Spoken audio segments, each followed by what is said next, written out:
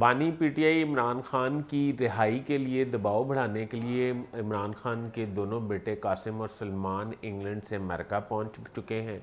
वहां पे उनकी खसूसी एलची बराए स्पेशल असाइनमेंट्स सदर ट्रंप रिचर्ड गर्नियल से बात हुई है, उसकी मुलाकात हुई है और उन्होंने रिचर्ड ने उनको क्या यकीन दहानी कराई है और उनकी उसमें कमिटमेंट्स क्या हुई हैं, ये मुलाकात किसने अरेंज करवाई है और इस मुलाकात के क्या नताइज सामने आने वाले हैं, ये आज मैं आपको सब व्लॉग में बताऊंगा। बराए मेहरबानी मेरा चैनल सब्सक्राइब कर लीजिए, बेल आइकन के बटन को दबा दीजिए, मैं आपका बड़ा मशकूर रहूँगा और कमेंट्स ज़रूर कीजिएगा मेरी रहनुमाई के लिए, उसका जवाब मैं आपको देता हूँ खुद। अच्छा, तो ये शुरू करते हैं कि कासिम और सलमान के बारे में काफ़ी दिन से हम सुन रहे थे कि वो आएंगे, इंग्लैंड से पाकिस्तान आएंगे और 5 अगस्त को होने वाले मुजाहरे को वो लीड करेंगे। और फिर ये भी कहा जा रहा था एक सीनियर जर्नलिस्ट शाहीन सबाई जो हैं, जो इधर न्यूज़ और जंग से मुंसलिक रहे पाकिस्तान में, वो अब अमेरिका चले गए। मैं उन्होंने ये स्टोरी ब्रेक की थी कि कासिम और सलमान पाकिस्तान जाने से पहले अमेरिका आएंगे, वहाँ पे एक अहम मुलाकातें करेंगे, उन मुलाकातों के बाद जो है वो पाकिस्तान आएंगे, यानी कि एक टेम्पो बना के कोई गारंटी लेके। अच्छा, उसमें कासिम और सलमान उधर पहुंच के रिचर्ड से मुलाकात तय हुई और कई मुतजाद राय हैं। वैसे मैं आपको बताऊंगा मेरा क्या ख्याल है। कहा यह जा रहा है कि पाकिस्तानी नज़ाद अमेरिकन डॉक्टर हैं, doctor Mahmood DC, Washington DC से उनका ताल्लुक़ है। उन्होंने ये मुलाकात अरेंज कराई है रिचर्ड की और बानी पीटीआई के साहबजादों की।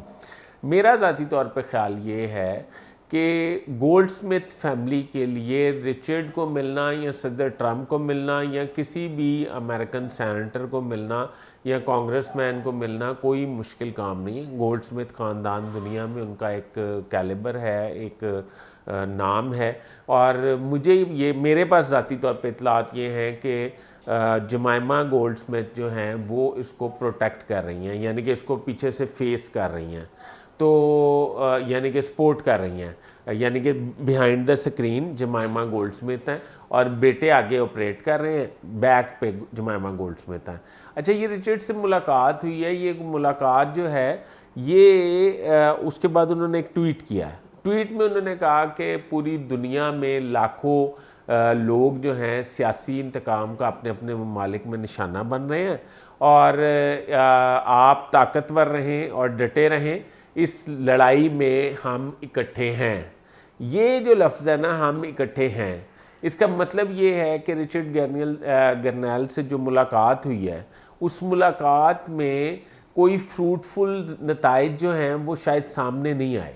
उसकी वजह ये है कि कुछ अर्सा पहले फील्ड मार्शल सदर ट्रंप को मिल के गए हैं और सदर ट्रंप ने उनके एजाज़ में बहुत अच्छा मतलब ज़ोराना भी दिया और बहुत ज़्यादा मुलाकातें भी की। और ये भी सुनने में आ रहा है कि सदर ट्रंप को उन्होंने दावत दी पाकिस्तान आने की और वो उन्होंने कबूल कर रखी है। मतलब कुछ दिन में तारीख अनाउंस हो जाएगी। अब कासिम और सलमान अगर 5 अगस्त को और 2-3 अहम मुलाकातें कर लेते हैं और मुलाकातें करने के बाद वो पाकिस्तान आ जाते हैं, तो 5 अगस्त को जो मुजाहरा है उसको लीड भी कर लेते हैं, तो क्या सवाल ये है कि क्या इमरान खान रिहा हो जाएंगे। मेरा ये ख्याल है कि इमरान खान की रिहाई और पीटीआई के जो लोग हैं जिनको सज़ाएँ हुई हैं, इनके पीछे भी एक स्टोरी है। वो स्टोरी ये है कि शाह महमूद कुरैशी के बारे में कहा जा रहा है कि उन्होंने कोई डील कर ली है और वो जो हैं इसलिए पीटीआई को अब हेड करेंगे बाहर निकल के और इमरान खान को माइनस कर दिया जाएगा।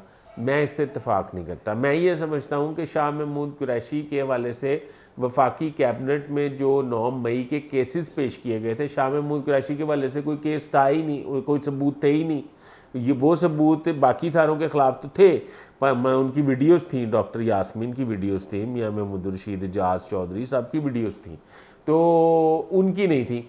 अच्छा, शाह महमूद कुरैशी जो हैं अगर मेरिट पे बरी हुए हैं तो फिर उनको क्या रिहा किया जाएगा? इसका जवाब है कि नहीं। अगर वो मेरिट पे बरी हो गए हैं तो फिर उसको रिहा नहीं किया जाएगा।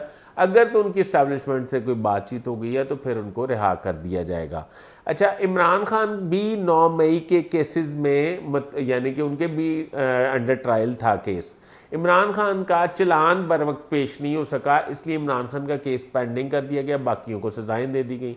अच्छा, ये जो सज़ाएं हैं इस पे लोग ये कह रहे हैं कि क्योंकि ये सज़ाओं का मतलब ये है कि आने वाले वक्त में पीटीआई पे डंडा सख्त चलने वाला है।